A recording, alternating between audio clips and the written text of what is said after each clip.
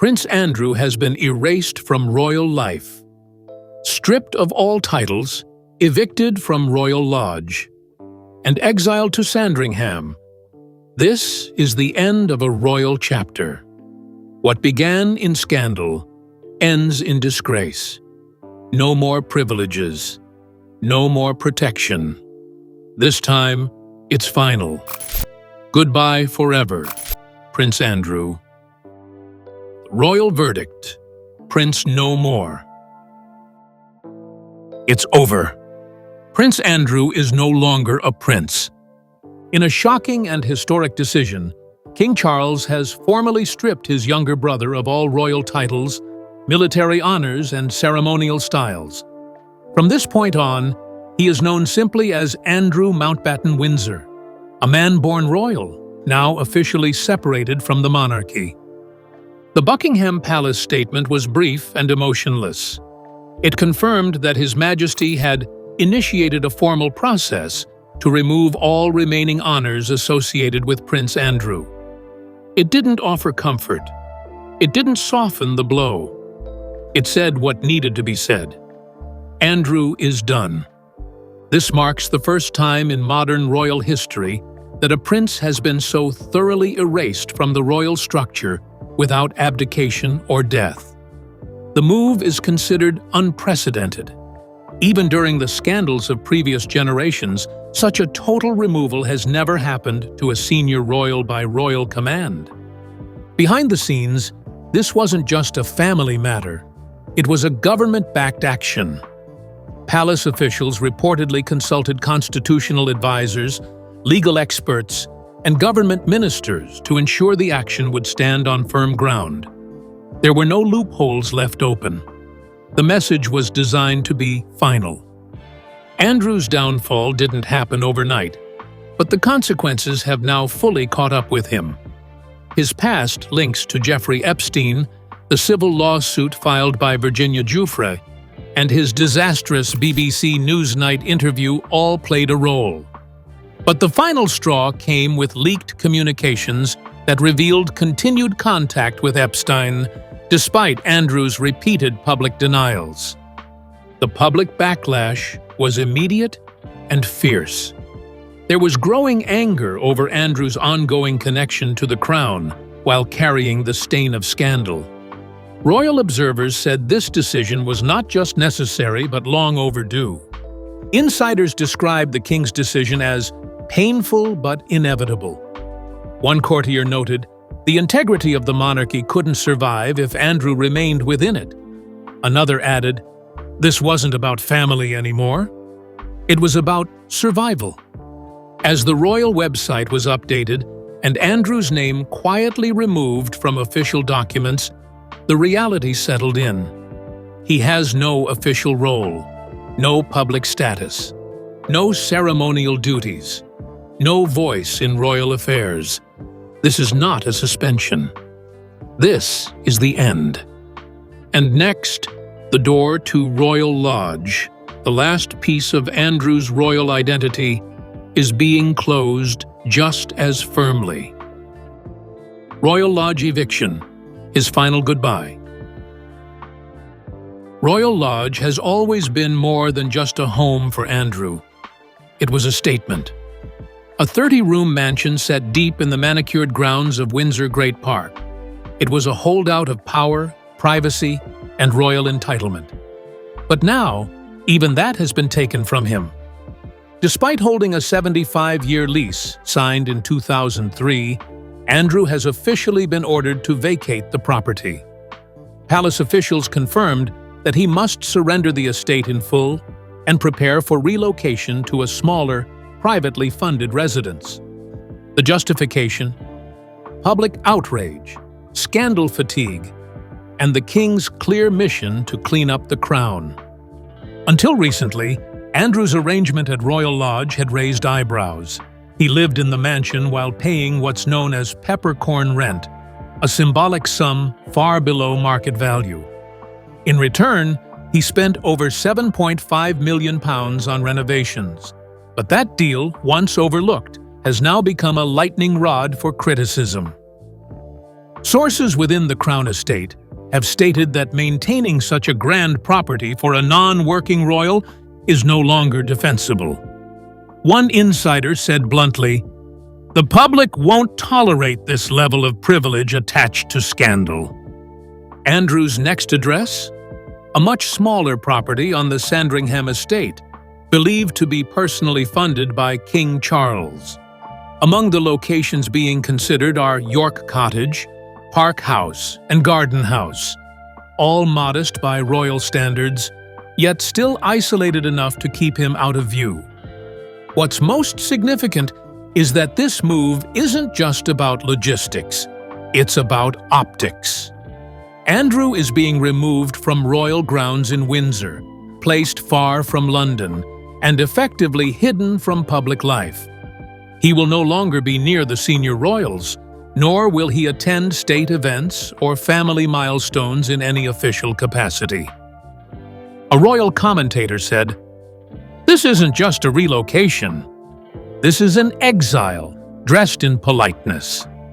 Andrew has reportedly resisted, insisting his 75-year lease gives him the right to remain. But that argument has failed. The Crown holds all the power. The king is determined. As packing begins and the mansion grows quiet, the reality becomes clear. This is his final goodbye to the place he called home for 2 decades. And next, we step into the courtroom, where the full weight of scandal made this downfall unavoidable. The courtroom collapse. The downfall of Prince Andrew wasn't just played out in the press, it was carved into reality behind closed doors in legal chambers. While he was never criminally convicted, the civil case filed by Virginia Giuffre forced a dramatic reckoning. And the damage it did to Andrew's name, reputation, and royal standing became permanent. It began quietly, but ended loudly. After months of legal back and forth, mounting evidence, and growing pressure on the royal family, the Duke of York agreed to a multi-million-pound settlement in early 2022. Though he admitted no wrongdoing, the message was clear to the public. He paid to make it disappear. But that silence didn't buy peace. What came next unraveled what little credibility Andrew had left. In 2025, leaked emails emerged, sent by Andrew to Jeffrey Epstein years after the infamous photo with Virginia Giuffre had already gone public. In those messages, Andrew reportedly wrote, "We're in this together." That single line undid every denial he had made for years. And then came the echo of his most public mistake, the BBC Newsnight interview. He thought it would save his name. Instead, it destroyed it. His claim that he couldn't sweat, his alibi involving Pizza Express in Woking, his emotionless tone while denying the suffering of victims. The interview backfired so spectacularly that even those closest to the monarchy admitted it had sealed his fate. One palace aide later remarked, "That interview made him unsalvageable. There was no coming back from it." From that moment on, every institution connected to him began to back away. His patronages pulled out. His public appearances were cancelled. The palace was forced to step in, not out of loyalty, but damage control. And behind palace gates, discussions turned serious. The Queen, reportedly heartbroken, began distancing herself, and Charles, then still Prince of Wales, began planning a full royal break. By 2025, the pressure became unmanageable. With the Giuffre case settled but still echoing in public memory, and the email leaks reigniting outrage, Charles, now king, made his move. The legal fallout had reached its breaking point, and Andrew's position was unsustainable. The palace saw the courtroom as the turning point. That's where Andrew lost control, and the monarchy lost patience. What came next wasn't just a consequence of court. It was the scandal that had stalked him for years, finally breaking through all remaining royal defenses. The Epstein scandal that sealed his fate. Andrew's ties to Jeffrey Epstein had long been whispered about, but by the time the world saw the photograph of Andrew with Virginia Giuffre, his hand around her waist, those whispers turned into headlines. And once the civil lawsuit landed in 2021, accusing Andrew of abusing Giuffre when she was just 17 years old, it was no longer a rumor. It was a crisis. The royal family, once silent, was now being pulled into a global scandal. Andrew denied everything. He said he never met her. He said he was at Pizza Express on the night she claimed they were together. But the photograph, taken inside Ghislaine Maxwell's London townhouse, said otherwise. It was real. It was damning. And it never went away. In 2022, he settled the lawsuit out of court. The reported amount? Over £10 million. And while the agreement included no admission of guilt, public opinion was brutal. If he's innocent, many asked, why pay so much to make it go away? The deal was funded in part by the sale of his Swiss chalet, and reportedly by private funds from the late Queen Elizabeth II. But it wasn't just the money that stained his name. It was what followed. In early 2025, Virginia Giuffre died by suicide. Her tragic death reignited global attention on her case and her claims against Andrew. Her family issued a statement saying they hoped the palace would finally cut ties with Andrew for good. The emotional weight of her death triggered renewed anger across Britain and beyond. Then came the leaked emails, showing Andrew had stayed in touch with Epstein well after Epstein's 2008 conviction for sex crimes. In one email, he offered reassurances. In another, he tried to coordinate future contact. These messages directly contradicted his public claims that he had cut off all communication with Epstein after learning of his crimes. This was the moment the palace could no longer stand by. A royal commentator put it simply, this wasn't just a scandal anymore. It was a stain on the institution. From there, the royal family had only one choice left: cut him off completely. And with his public identity now erased, the next blow came swiftly: the stripping of his final title, Duke of York, and with it, the total collapse of his legacy. The stripping of the Duke of York. The formal end came quietly and officially. Andrew surrendered the title Duke of York, and with it went the last public symbols of his royal standing. That title had defined him for decades, tied to ceremonials, patronages, and public trust. When Buckingham Palace updated records in 2025, the change was unmistakable. His name changed in the public register to Andrew Mountbatten Windsor, and his public honors were removed. This was not a temporary suspension. It was a structural erasure of the role he once played for the crown. Losing the dukedom had immediate, practical effects. Patronages that dated back years were severed. Charities and institutions cut formal links. Military honors and ceremonial roles, once displayed with medals and salutes, were revoked. Financial arrangements connected to the title, perks, allowances, and the protective infrastructure around Royal Lodge were suddenly under review. The public saw more than a name change. They saw a dismantling of influence and privilege that had lasted since his youth as a Royal Navy officer and public representative of the monarchy. The move also carried a heavy symbolic message inside palace walls. You cannot have the crown associated with that level of unresolved scandal, one senior aide told journalists.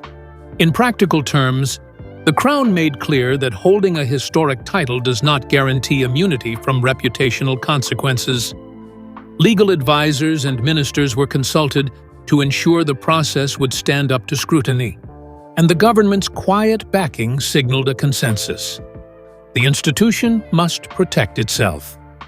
For the wider family, the stripping of the title reshaped relationships.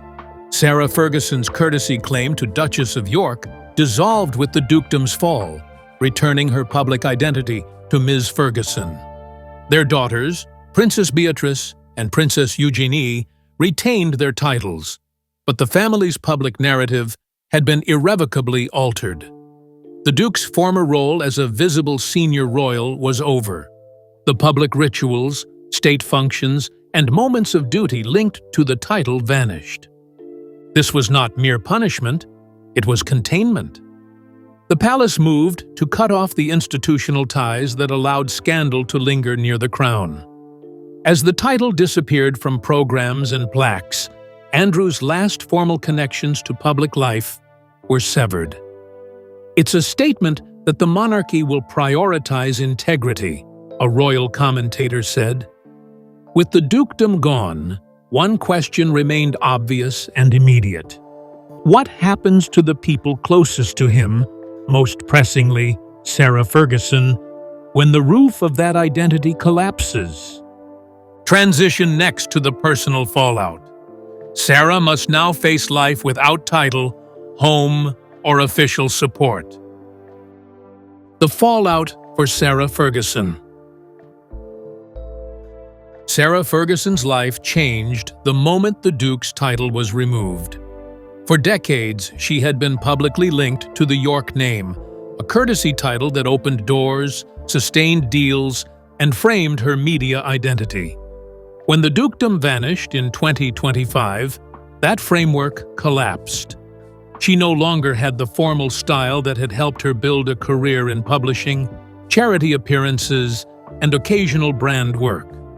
Overnight, she became Ms. Sarah Ferguson, a private citizen whose marketability was sharply reduced. The practical consequences were immediate. She was formally asked to vacate Royal Lodge, the Windsor home that had provided stability since 2004.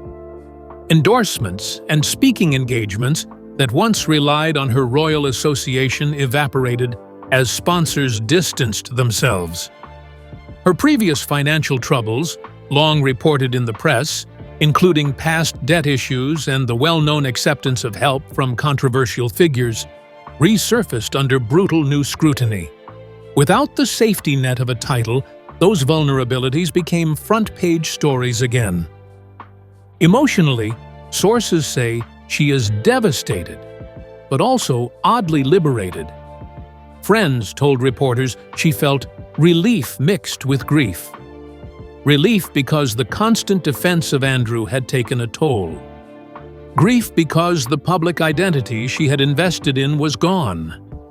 She has no formal route to royal housing, and the palace has signaled no obligation to provide for her.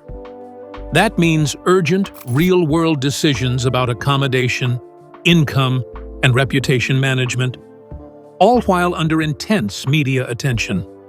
The family dimension complicates matters. Princess Beatrice and Princess Eugenie reportedly support their mother privately, but are protective of their own families and careers. They must balance familial loyalty with the need to shield their children and reputations. Insiders say both daughters are sympathetic, yet cautious.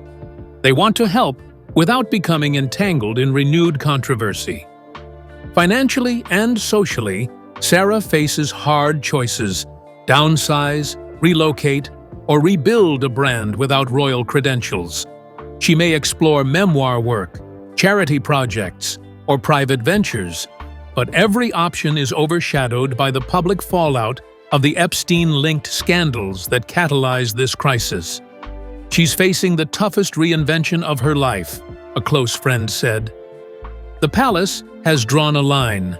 Now Sarah must redraw the map of her life, alone, without title, and under the unflinching glare of the press. Next, we look at the wider ripple effects on the daughters and the family's public standing. Daughters in the crossfire, Beatrice and Eugenie. Princess Beatrice and Princess Eugenie were once seen as the softer face of the monarchy, a modern pair of royals, warm, relatable, and untouched by controversy. But in the wake of their father, Prince Andrew's downfall, that image is being tested like never before. They may have retained their royal titles, but those titles no longer carry the comfort or protection they once did. As Andrew faces public disgrace and is stripped of all royal honors, his daughters are caught in a storm they didn't create, but can't entirely escape. Both women have long supported their parents. Beatrice even appeared by Andrew's side at public events during his early scandal days. But as the seriousness of the Epstein connections escalated and their father's position crumbled, things changed. According to insiders, they're still there for him, but from a distance. Beatrice, now married to Edoardo Mapelli Mozzi, focuses on tech and investment projects. Eugenie, married to Jack Brooksbank, works on anti-slavery initiatives and art exhibitions. Both are carving out independent lives, but their royal blood keeps the spotlight firmly fixed. Neither are working royals. That means no public funding, no official duties, and no direct palace protection. But their actions still reflect on the institution, and with public trust in the monarchy under pressure, every move matters. Photos of them with Andrew now stir backlash. Joint appearances are rare, statements are carefully worded or non-existent, and while they remain privately supportive, publicly, they are pulling back.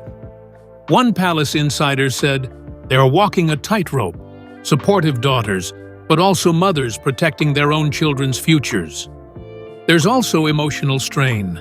Sarah Ferguson, their mother, is losing her home. Their father is in effective exile. The once tight-knit York unit is unraveling, and the sisters are being forced to choose between loyalty and self-preservation. The scandal is no longer just Andrew's. One royal expert said, "It has the potential to shadow Beatrice and Eugenie's lives for years."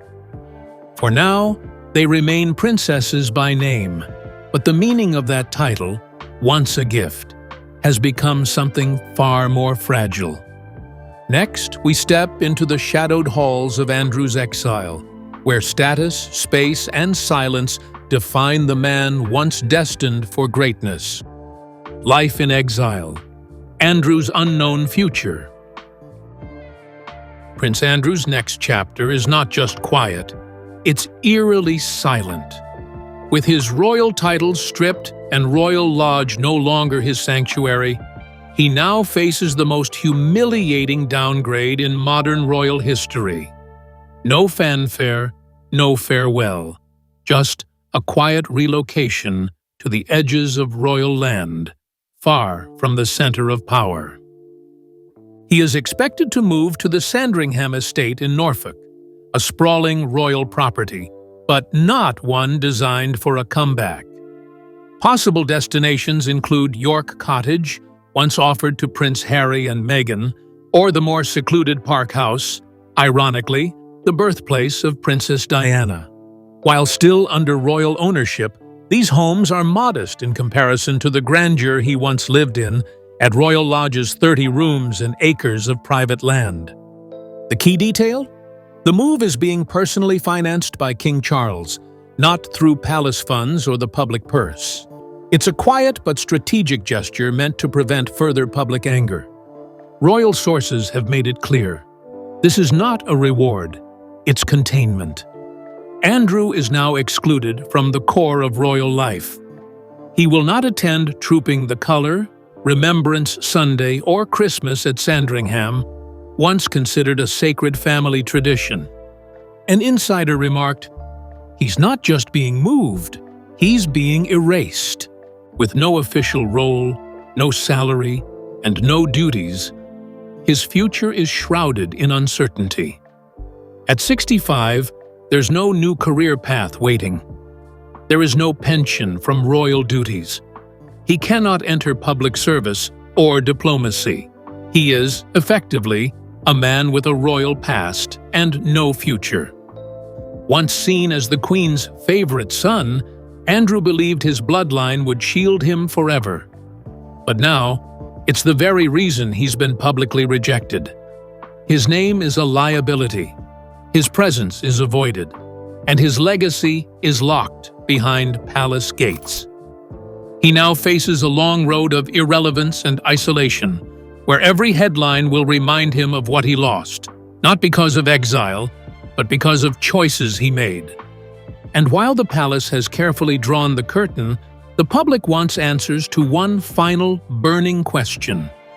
How did Andrew maintain such a privileged lifestyle for so long without a role, a job, or oversight? What comes next pulls the curtain back on the financial secrecy that allowed a disgraced prince to live like a king until now. The monarchy's message: integrity over blood. By cutting off Prince Andrew, King Charles III has delivered a message that will be remembered for generations. No one is above the crown, not even a royal born into its core. This wasn't just a personal decision made behind palace doors. It was a defining constitutional moment, carefully planned to uphold public trust and ensure the monarchy survives in a modern, critical world. The decision to strip Andrew of every royal honor, from his title as Duke of York to his place in royal ceremonies, was not made lightly. Behind the scenes, official advisors, senior courtiers, and government representatives at Westminster were consulted to make sure the action would hold legal and political weight. The palace knew the optics had to match the message. There could be no room for doubt, no soft handling, no gray areas. This wasn't just about Andrew, it was about the future of the monarchy itself. For years, the royal family had been accused of silence, complicity, and favoritism. But with this move, the palace did something unprecedented. They released a formal message that publicly acknowledged and supported the victims of Jeffrey Epstein.